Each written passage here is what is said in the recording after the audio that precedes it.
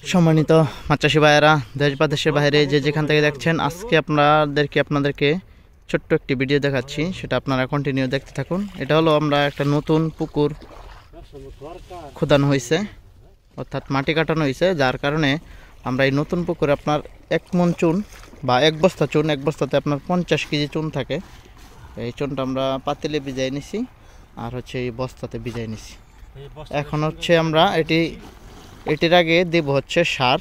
চুন ভিজানোর পরে ইউরিয়া সাদা সার আর টিএসপি কালো সার আমরা পুরো পুকুরে ছিটিয়ে দেবো। দেখেন দিয়ে দেওয়া হইতেছে। এভাবে ছিটিয়ে দেওয়ার পরে হচ্ছে আমরা আবার পুনরায় চুনটা ব্যবহার করব। তো আমাদের ভিডিওটি খুব সুন্দর করে আপনারা দেখতে থাকুন, কেননা যারা পুকুরে মাছ চাষ করবেন, নতুন পুকুর করবেন, তাদের জন্য এটা বেস্ট একটি ভিডিও হবে। কেননা এই ভিডিওটি যদি আপনারা ঠিকমতো না দেখতে পারেন, তাহলে পুকুর প্রস্তুতি সম্পর্কে আপনারা ধারণা রাখতে পারবেন না।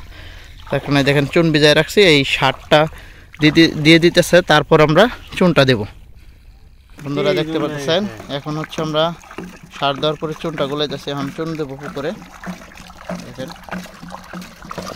চুনটা গোলায় ভালো করে মিক্স করে নেওয়া হইতেছে, যাতে পুরা পুকুরে খুব সুন্দর করে দেওয়া যায়। আমরা চুনটা খুব সুন্দর করে পুরা পুকুরে ছিটিয়ে দেওয়া হবে।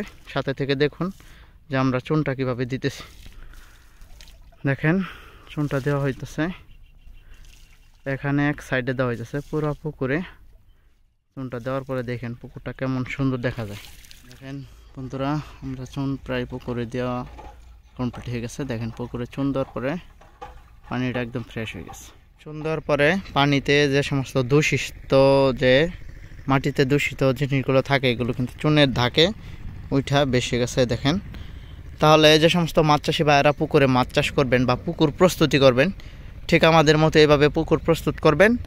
আর পুকুরে পানি দিবেন হচ্ছে আপনারা চুন দেওয়ার 1 দিন পরে বা 2 দিন পরে পানি দিয়ে 5 থেকে 6 দিন পরে আপনারা এটাতে যে কোনো ধরনের মাছ বা পোনা আপনারা পুকুরে ছাড়তে পারেন। যদি আজকের ভিডিওটি আপনাদের মাঝে ভালো লাগে, অবশ্যই আমাদের চ্যানেলটি সাবস্ক্রাইব করবেন, ভিডিওটি একটি লাইক করে কমেন্টে আপনাদের মূল্যবান মতামত জানাবেন।